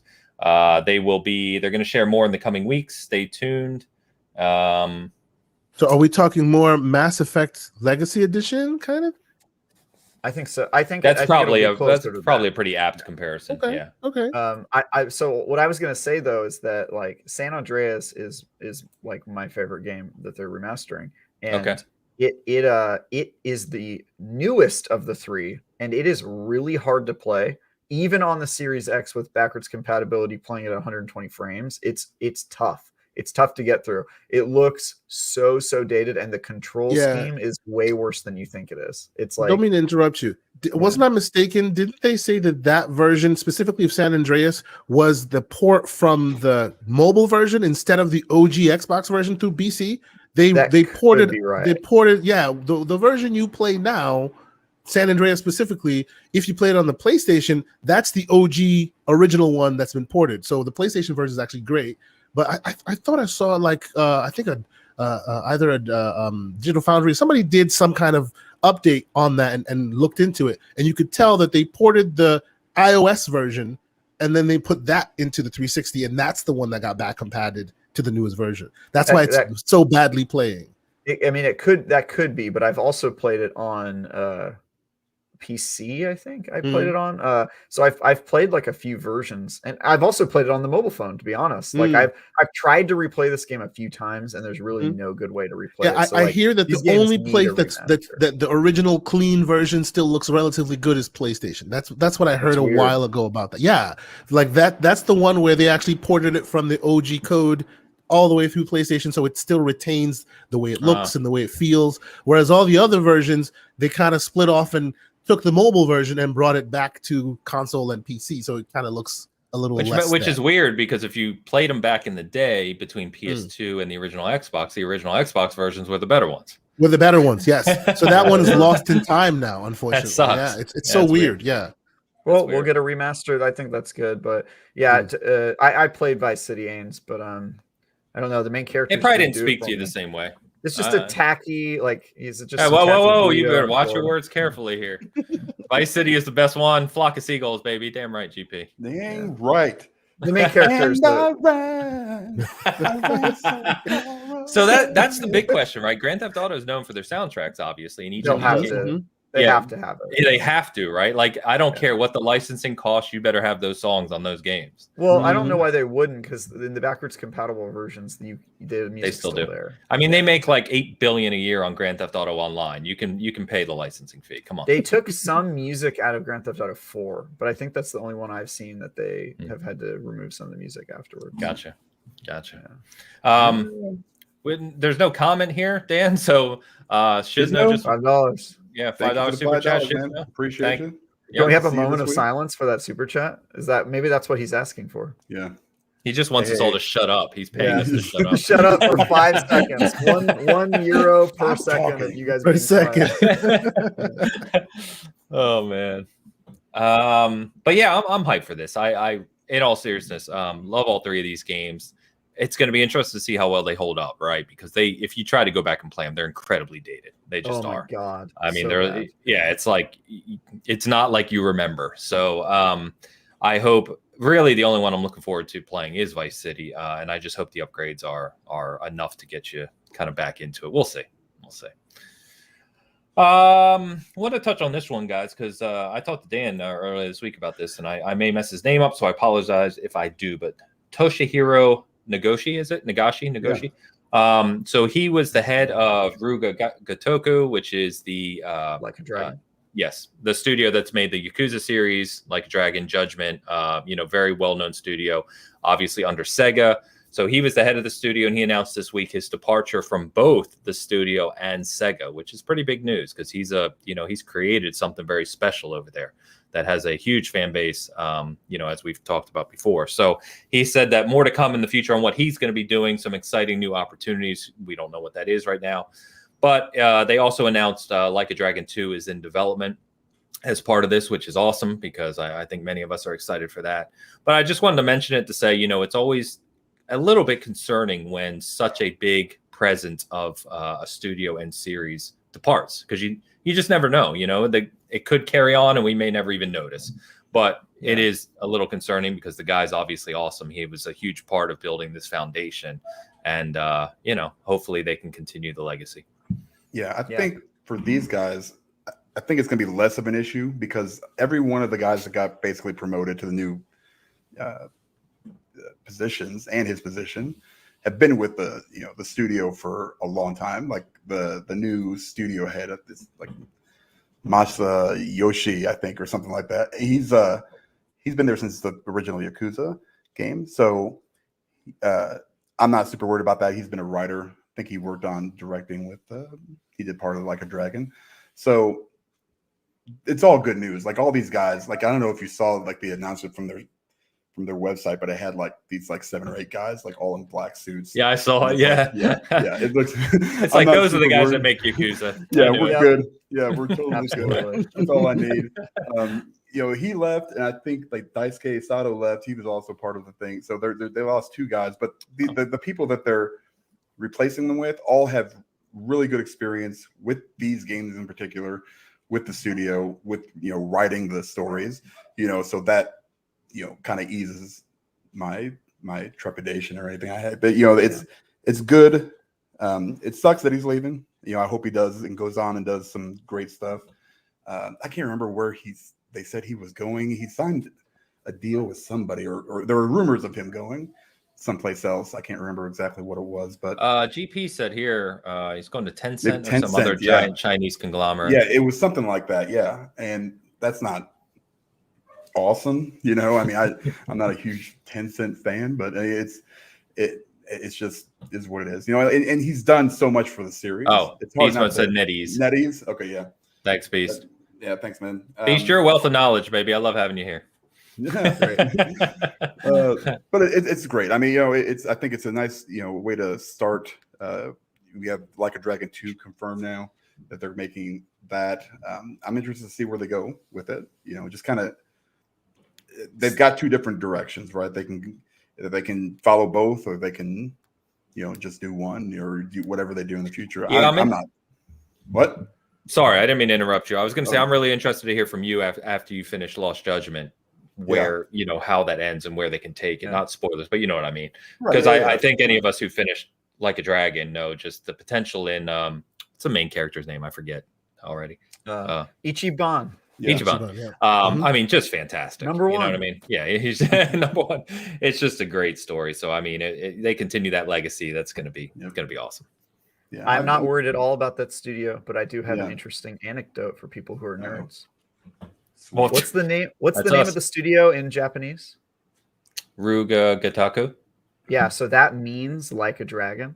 So they've been making these Yakuza games, and then they made one named after their studio, Like a Dragon, Yakuza Like a Dragon. And this is actually a really common thing in Japanese games that get made in America, because in Japan, the Resident Evil franchise is called Biohazard. And then they later released a Resident Evil Biohazard game.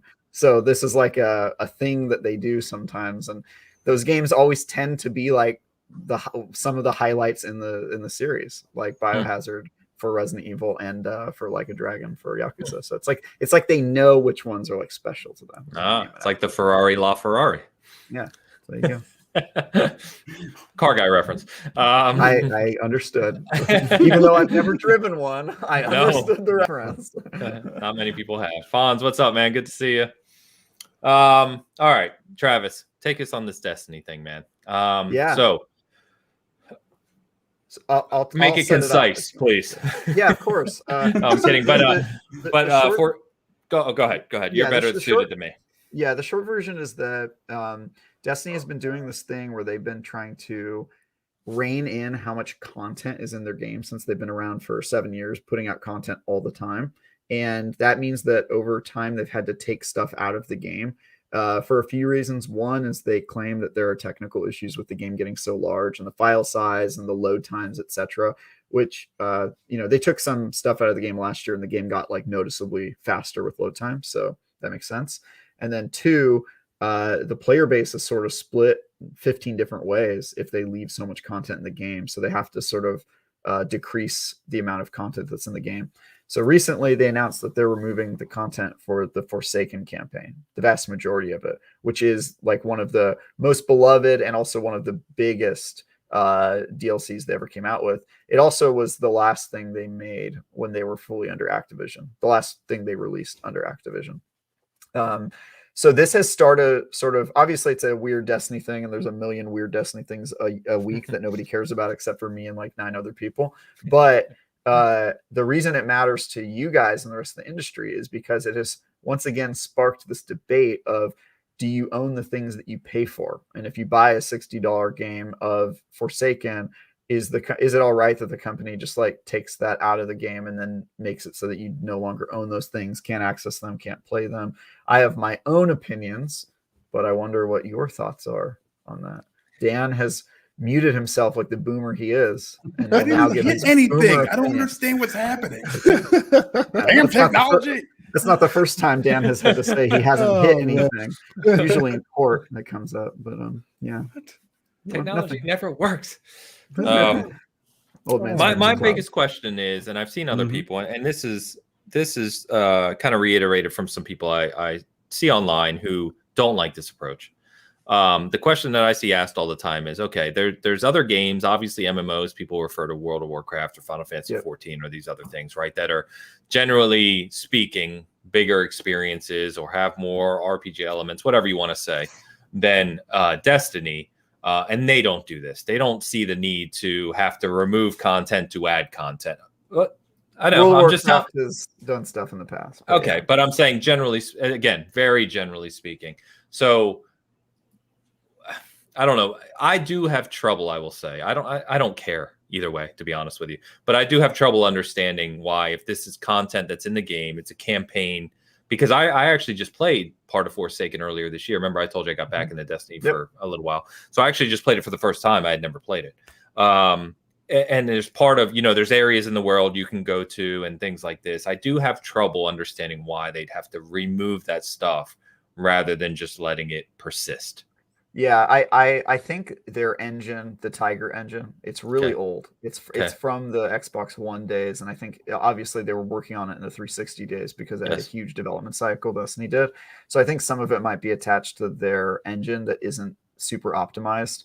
And the other part of it is that even if it weren't technical limitations, it's still a good thing to remove those from the game in general because it is making there's just too much content. World of Warcraft and Final Fantasy release content like yearly. Destiny releases stuff every week. Like there's a ton of content and there's new activities every 3 months that give the player base a new playlist to enter. And there's just so many playlists that even if it weren't a technical limitation, it's just good to consolidate all the players to like a few activities that they should be playing. And so there's a separate argument for that, but I totally hear what you're saying. I don't know if I 100% believe the technical limitation. I think it might be more about the other issue, which is that the player base can't be split 50 different ways. It's just not feasible. There's that too. And then you have these takes as well. What's up, DE? You see these takes out there, which is they're kind of revising the game to basically get people funneled into Witch Queen, right? Their big expansion in the I'll tell you, I don't buy that at all. Okay. As a guy who plays the campaigns like way after it's not necessarily the latest and greatest anymore, this is unfortunate for me because I have gone in and I love Destiny 2, and not because of the lore, it's very complicated, not because of all the complicated systems they layer in. I love hearing Travis and Cog and the rest of them talk on the last word because I'm just sitting there going, they're speaking a language I do not understand, but they're so passionate about it. It's awesome. I like paying attention to it. But the moment to moment, gameplay in Destiny is always so much fun that sometimes you can just jump in and play an old campaign of whether it be the Forsaken or Taken King or any of that stuff. And I can do that and not have to worry about the immediate grind. I'm many levels behind, but I enjoy my time with it because of that. And that kind of limits that. This limits that ability. You know what I mean? They're trying to get everybody on the latest and greatest, and that may get people like me not to tap into it because of the fact that they're basically kind of gating off all the old content. It's a little unfortunate. It's a little unfortunate. It is obviously not what. Yeah, this comment I read already. Yeah. Well, there's a few comments. So what is GM, by the way? Grandmaster. Oh, okay, that makes sense. Yeah, Grandmaster Ready. Love hate Destiny. Grandmaster Nightfall is what he's talking about. And Shizno says, I don't like this. I still play on Tangle Shore sometimes. No pinnacles on Tangle Shore. No dungeon. Well, that's not true. The dungeon and the raid are both staying in from the Forsaken campaign. My take on it, and the reason I disagree with the guy who said you can't have fun playing old content, is because I think it's probably the opposite, that their data set that nobody was playing this content. Because the main thing they're taking out is the Tangled Shore, which is probably one of the least utilized locations in the game, and then the campaign, which the campaign you play it once and then you're done with it. And I doubt anybody's playing the Forsaken campain 4 years later, right? I was. You were. But I'm the exception. I get it. You're the exception. But there's two of us in here right now. Yeah. Have you played? You played Forsaken. That's the one where Cade gets killed. I didn't finish it. I did play it, but I haven't finished it. So I think spoilers. God. It was in the trailer. I can't be blamed for that one.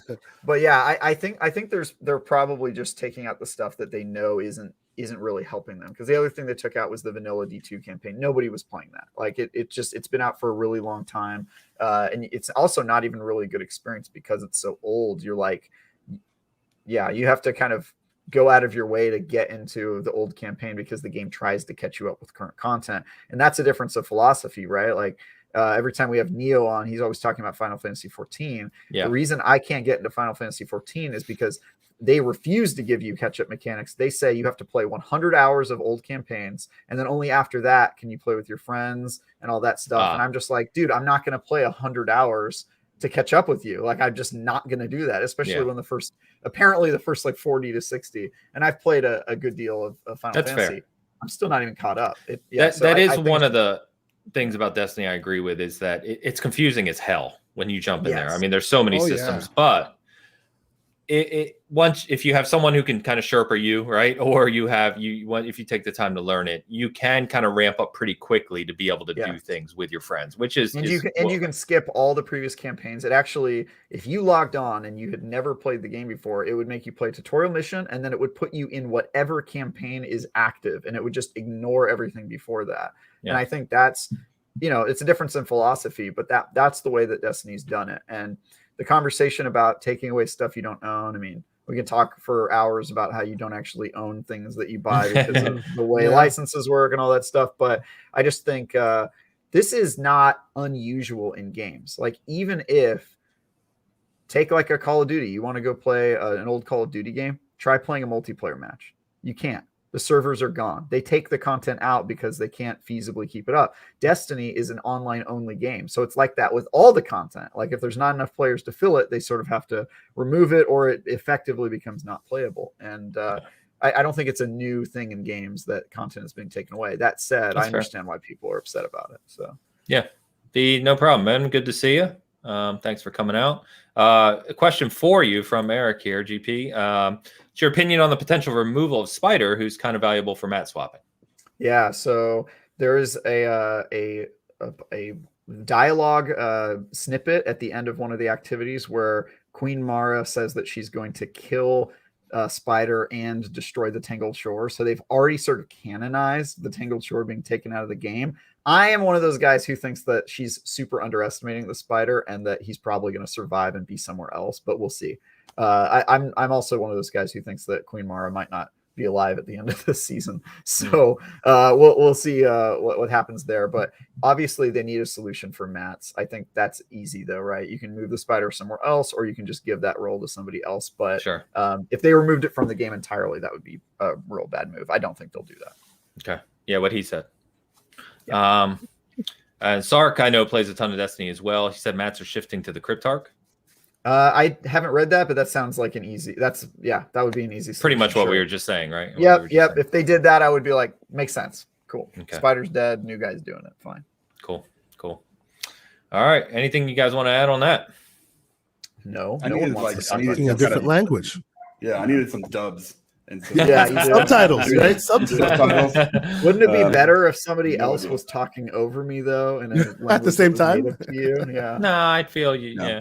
No, because I don't want to disrespect. Oh, here we go. Original creator. Yeah, I still want to respect you, Travis. I'll do the work. That's it's not disrespect.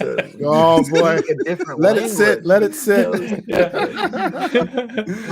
hate that argument. You guys are hipsters. What was the hipsterist argument you made to me, Ains? So this is another one. I haven't talked about it in a while, but this subtitle thing is definitely one of your hipster takes. And then you said something. Oh, I remember it. You tweeted at me that you got a physical version of Metroid Dread, and I made a joke about how you're old, and then you said some of us really like to appreciate games. That's right. And I just thought of you holding up a vinyl record with your Birkenstocks on with socks on. No, I can't. You've gone too far, sir. No, you're just that guy. You just are. That's your soul. Your soul is wearing Birkenstocks with socks underneath them. Actually, funny enough, I knew you would take it that way, which is why I said it. What I actually meant was it's the special edition. I love like art books and other stuff. That's why. Yeah. But you're a loser. I know. We're all losers here. That's what we do. That's true. But do you have to be king loser always, Ains? All right. Let's move over to PlayStation remake. So VGC is reporting that, and this has been a rumor for a while now, but probably credible sources, that a big remake is going to be announced by year's end or here in the holiday season by PlayStation for one of their games. So obviously the major talk here has been around Bloodborne. It's been a long kind of running rumor that Bloodborne is going to be remade for PS5 and PC. And there's been some credible sources that have kind of talked about that in the past. There were some other rumors floating around that they may do Silent Hill. I think that's been mostly debunked. There's Metal Gear Solid. That's been mostly debunked. The only other thing that's sitting out there that's been talked about is Castlevania. So either way, I think Bloodborne deserves more love. We're not going to get into the Bloodborne Souls conversation today, Travis, but Castlevania is another one that could come back. So And I knew Bad Bit would jump in the chat as soon as you said Bloodborne. So I see him. Of course. There he is. I'll just say that game needs a remaster.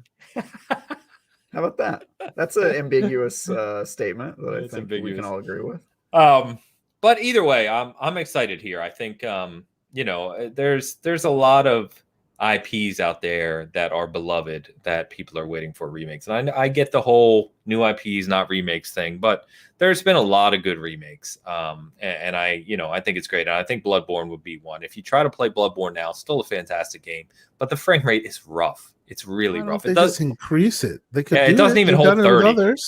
But I think they could easily increase it now. Like I think that's why they're not, though. I think that's why they're not, is because they know they have the remake coming. So that's a little shady, no? I mean, like on the other console side, they have done remakes after releasing the 60 FPS patches. Sure, people still enjoyed it. Also, without the developers' knowledge, they give you their approval first, but without any of them doing any work on it, Xbox, I think, is. Well, in this space that we're talking about, Xbox is just ahead of the game. I mean, they're well ahead. So come on, now they did that with a few of their other games, haven't they? They've done God of War, Horizon, etc. Yeah, what do you think, Travis? They could do this. It seems a little too early for a remake of Bloodborne. That's my only trepidation with it. Like a remake, like fully like remaking the game. Because if you make that 60 FPS. Everybody will play that like it was the first day it was released. There's no need to remake it. Just increase the frame rate on it, and the PS5 can handle it for sure. You can even port that exact game to PC without any kind of engine updates or anything like that, and people will still love it because it's a great looking, great playing game, with the exception of the 30 frames thing. I will say this though. Part of the rumor was that there's going to be like player created content, right? And my first thought of that, right, was that this rumor, right? There's going to be some sort of like the remake's going to have player created content. I didn't see that. No. Really? Okay. No. Never mind then. I won't say anything because I can't remember if that was this. No, this one's been floating out there for a while. Who knows? Obviously, we'll see. But usually, once you get like the sites like VGC and some of these other big names that kind of float these rumors, like their sources are pretty credible. I mean, they really come through the vast majority of the time. I think IGN broke the news on this one, right? Or I don't know. Big sites in general. I mean, they don't kind of dabble in this nonsense space. So it's definitely happening. But I don't know if it is Bloodborne, I will be pretty surprised. I'll be like, wow, that's really soon. Apparently now we're just remaking games like right after they come out. Like, I mean, that would be insane to me. I mean, I don't understand why that one out of all of them, when people are already doing like the upgrades, like themselves and doing. People also play that game all the time. I get my timelines like people playing Bloodborne. And I'm like, I mean that I think there's two things. One is that it is whether you agree or not, it is a legendary game in terms of first party for PlayStation now. It's just one of those games that has this massive cult following. And it's very popular. But two is that as we all know here, even though it's only been 6 years, the difference between the Xbox One and PS4 generation to the hardware now has escalated or accelerated potentially faster than before. You know what I mean? There's a huge difference in playing a newly developed for new hardware 4K 60 or 120 game with, all the bells and whistles, right? Whether it be Atmos or HDR, Dolby Vision, or, all these things, right? Compared to what was a 1080p 30 frame game that couldn't even hold 30 and doesn't even hold 30. There's a big gap there. And the art style, think about the Gothic art style in Bloodborne and what they could do with a modern update. I mean, it would be incredible. Maybe they could add difficulty this time around. Oh, stop it. Imagine died more than once. Maybe they can make it an RPG. Yeah. Oh, yeah. They could make an RPG. They could add. They just acquired Bluepoint. Imagine them. They said original content. Maybe they remake that game and add more levels, add more stuff. So according to, again, this is like just out there, but Bluepoint is apparently working on two projects. One is a new IP, one is a remake. So don't know what it is, but I guess we'll see. Yeah, I've been replaying their Demon Souls remake. I still think that game is like really, really obtuse, but graphically it's amazing. Like I played the PS3 version, it's awesome. Dark Souls now. Obtuse is it is great. Yeah, it's literally part of the name. Yeah. Demon Souls is even worse though. Like true. I didn't like the hub system in Demon Souls. I really liked when they went to Dark Souls and it was like, here's the world, go. But Dark Souls 3 does the same thing. No, it doesn't. Yeah, it does. You have the main hub and you teleport to different. Well, no, not that, but it's like you have 5 sections, right? Your 5 areas, and then you go through them linearly. Because it's like you go here, you fight boss, you get Archstone. You go here, you fight boss, you get Archstone. Like, that didn't sit as well. I actually like that formula and kind of wish they'd go back. Of course you do. Of course you do. It's just OG. It's OG, man. You're being hipster again. Stop it. You know what it reminds me of? It reminds me of like Mega Man, where like you can take on any of the guys and you go through and you get it, and then you can use it to help you in other levels. I just like that. That's a cool formula to me. Okay. Yeah. And also you revisit areas. You can do them you can do them non-linearly, so you can take out, like, if you're optimizing. It also gives you more options for ways to tackle the game. Dark Souls, the other Dark Souls games, with the exception of Dark Souls 1, there's kind of a right way to do it, right? You have to go through this boss and then this boss and this boss. This one, there's different strategies. Like, all right, I'm going to go through this gate, do the first boss, then a different one, do the second boss. And that's kind of interesting. No? Fine. You're just being a hipster. I'm letting you go, man. It's fine. My goodness. What was I going to say here? Blue Point, again, it could be Bloodborne, since they generally know Miyazaki's code and embed their own assets and mechanics and overall flow. To Asante's point, the Demon Souls remake is incredible. Seems too soon, though. We just talked through that. It just seems too soon. No, not too soon for Bloodborne. Too soon for them to be making. Oh, for Blue Point. I'm sorry. Yeah, for Blue Point. Yeah, that's kind of fair too. Unless they've been working on it for a while and the acquisition was just kind of part of this ongoing deal. Maybe. We don't know. It's over. You're working on 2 Dark Souls remasters at once. That just seems kind of crazy to me. Yeah, that's true too. And Demon Souls is a very different game from Bloodborne too. Yeah. In that sense, even though it's the same developer. So, the other thing I wanted to mention is IGN reported that Jade Raymond. So remember, Jade Raymond now heads up Haven Studio, which is a studio under the PlayStation Studios banner, first party, that's working on a multiplayer game. So actually, the first thing we've heard about this game is that it's going to include social elements and user-generated content. I don't know, maybe that's what I was thinking. That's what you were thinking of. The Haven story. Yeah, social elements and user-generated content, adding that it's being created by many of the devs behind the original Assassin's Creed. So I think she just threw that out there to kind of try and give it some weight, but I don't know what this really says about the game: multiplayer, social aspects, user-generated content. So Death Stranding. Dan's favorite? I don't know I don't know how much is like user-generated content in Death Stranding, but I mean, it's just. How's your zip line going? It sucks. Still 0 likes. 0 likes. Yep. Sure enough, you put a mailbox, 20 feet from another mailbox, and it gets 70,000 likes. How important are the likes in that game? I played it a bit, but yeah. Basically, that's how they you rank up is from the likes you get. So like you'll log in and it'll be like, hey, 4 people used your bridge or something like that. 0 people used my zip line. They just looked at it and it was like, nope, I'll walk through this fire and enemy base and all this other stuff instead of just shooting 300 feet. It's ridiculous.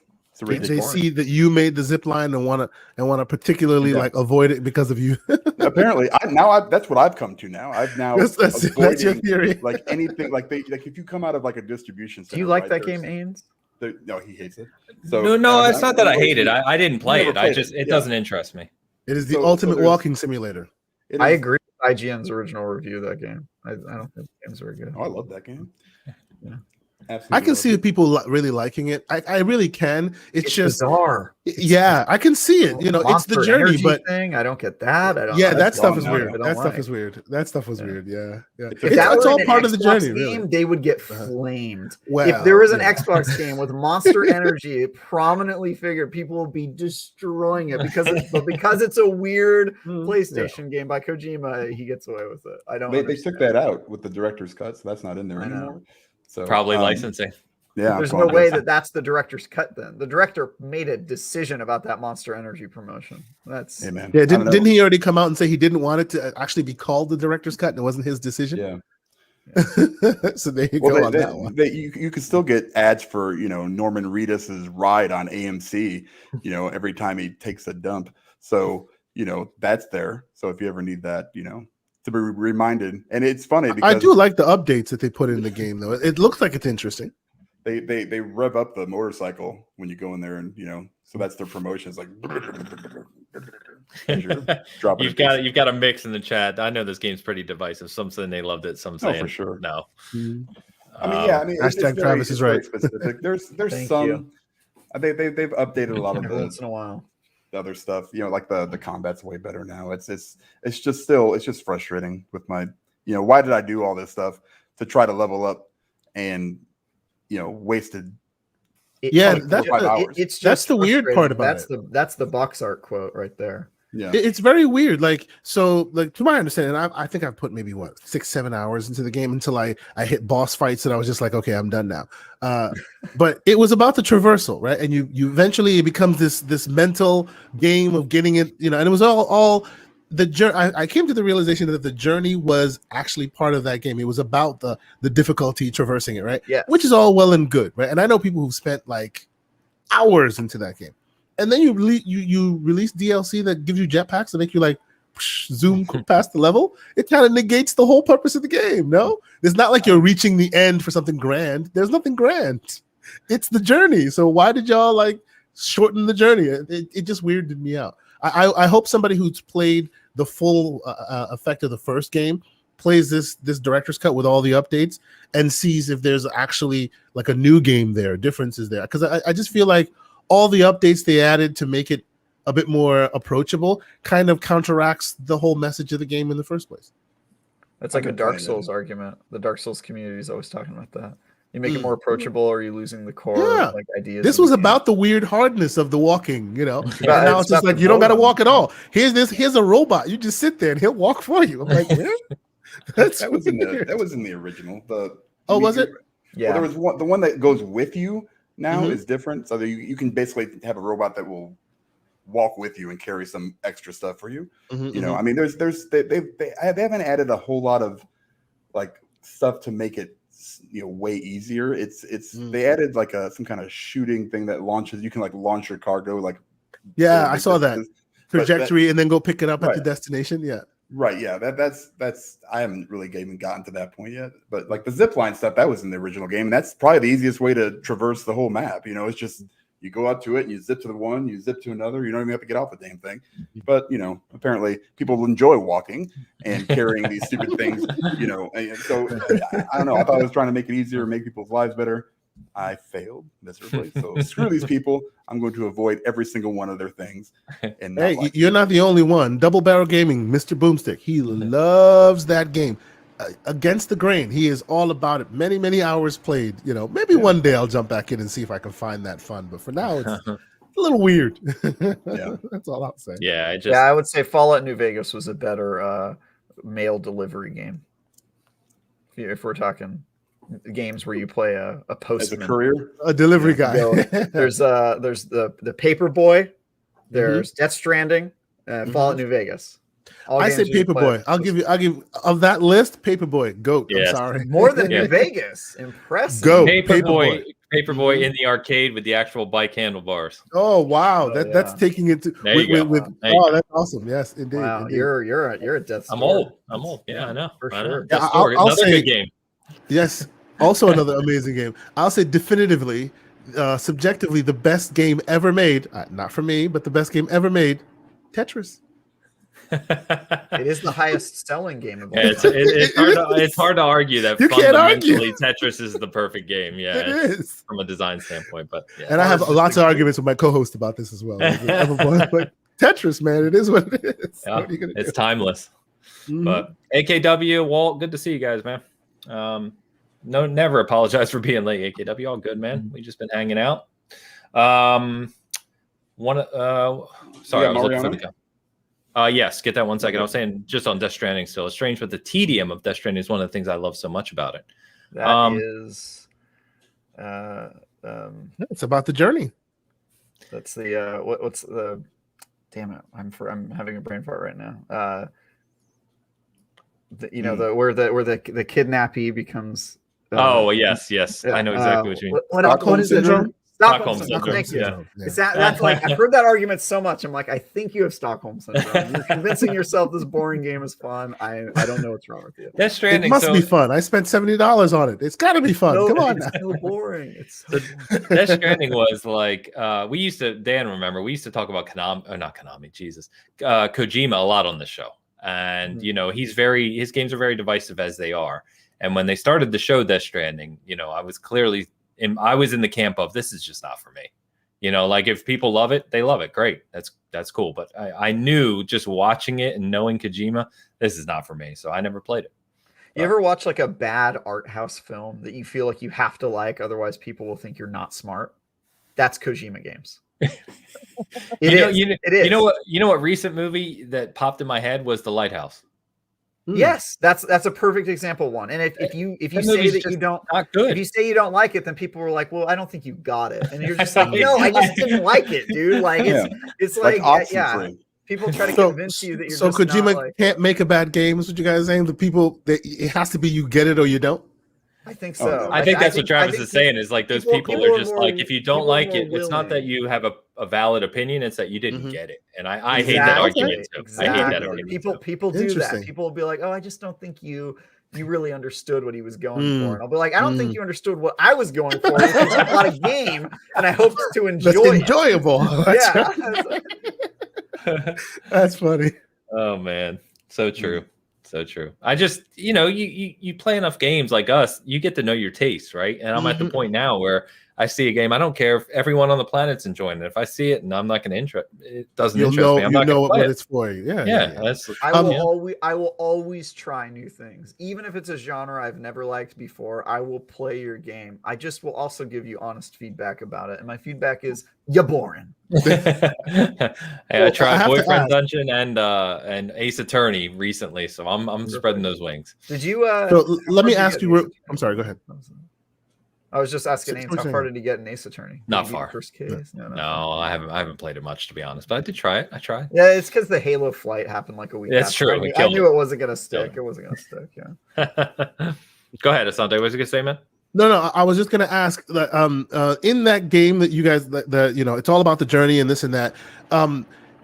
Is there do you guys put an emphasis on games that don't have violence and all that? Because I feel like that's what they were going for. Obviously there is a little bit of violence in there, but it was a lot more. My favorite games. There you go. Love Firewatch, and I don't have problem with not having combat. It's just that your story, the way that better have something for me to relate to, or something that keeps me going. And Death Stranding just seems to throw stuff at the wall and see what sticks. It's just it just fills the world with weirdness and hopes that you'll be like, I'm intrigued, I want to know more, and then you never find out more.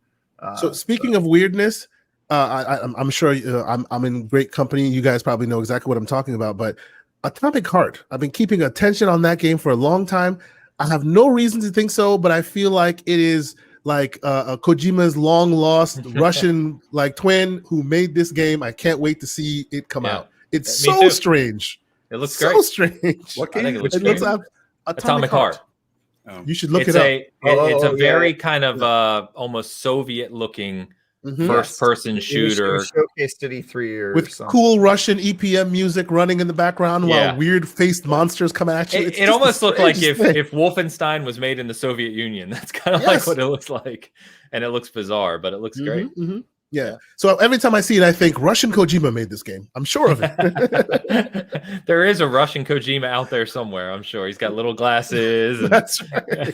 All right, let's get these super chats, Dan. Got Pampa in the house. $5 Pampa. Thanks for the weekend laughs and entertainment, gentlemen. Everyone share and hit the like button. He's okay. He's okay. It's okay. It's okay. That's our new thing while we're gaming and we mess up. He's okay. Thank you, Pampa. Appreciate it. Fat Boy Horror in the house as well.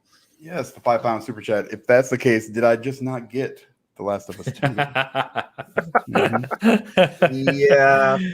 also have some issues with The Last of Us 2. I have issues with it as well. Mainly that it's a stealth game that doesn't have good stealth mechanics, but that's one of the aspects. Yeah, one of the aspects I don't like about that. Frankly.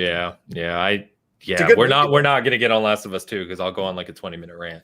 So, but thank you guys, appreciate that. And Oh, I see some Biomutant love. That's what I'm talking about. Biomutant is Ainsley's bag, baby. Very true. Walt, Matt, Biomutant was awesome. Hell yeah, it was. Wish more people would experience it. They're supposed to be working on a next gen patch for that game too. I hope they don't slack on it. Maybe I'll play it then. I do own it. I've not even. It's actually surprisingly pretty even now. Like the world. Yes, it is. I agree. Very beautiful. Time.